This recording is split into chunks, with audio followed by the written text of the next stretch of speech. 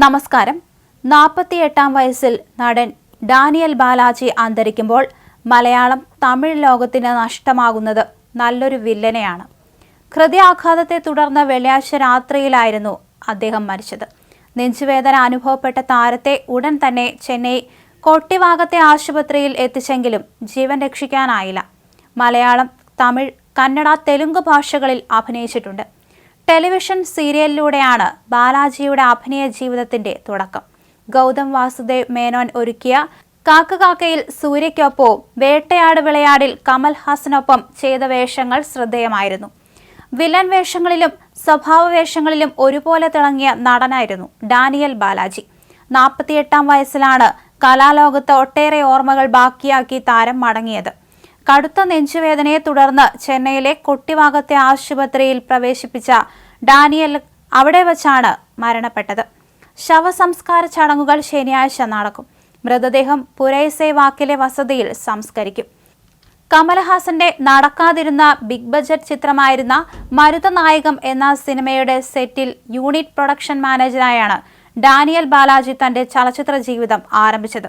പിന്നീട് ടെലിവിഷൻ സീരിയലായ ചിത്തിയിലൂടെയാണ് അഭിനയത്തിലെ അരങ്ങേറ്റം. ഇവിടെ നിന്നാണ് ഡാനിയൽ ബാലാജി തന്റെ കരിയർ തുടങ്ങിയത്. പിന്നീട് സൂര്യനായകനായി തെന്നിന്ത്യയിൽ തരംഗം സൃഷ്ടിച്ച സിനിമയിലൂടെ ഈ നടനെ സിനിമാ ലോകം തിരിച്ചറിഞ്ഞു. ഈ ചിത്രത്തിൽ സൂര്യയ്ക്കൊപ്പം ഒരു പ്രധാന വേഷത്തിൽ താരം അഭിനയിച്ചു. ഇക്കാലയളവിൽ മലയാള സിനിമയിൽ ഒന്നിലധികം ചിത്രങ്ങളിലൂടെ ഡാനിയൽ ബാലാജി തന്റെ വ്യക്തിമുദ്ര പതിപ്പിച്ചിരുന്നു. മമ്മൂട്ടി നായകനായ ബ്ലാക്കിലെ വേഷവും മോഹൻലാലിന്റെ ഭഗവാനും ഡാഡിക്കൂളുമെല്ലാം ഡാനിയൽ ബാലാജിക്ക് ബ്രേക്ക് നൽകിയ ചിത്രങ്ങളായിരുന്നു. തുടർന്നും മലയാളത്തിൽ അദ്ദേഹം സജീവമായി അഭിനയിച്ചിരുന്നു. വ്യത്യസ്തമായ അഭിനയ ശൈലി തന്നെയായിരുന്നു അദ്ദേഹത്തിന്റെ പ്രധാന ഘടകം.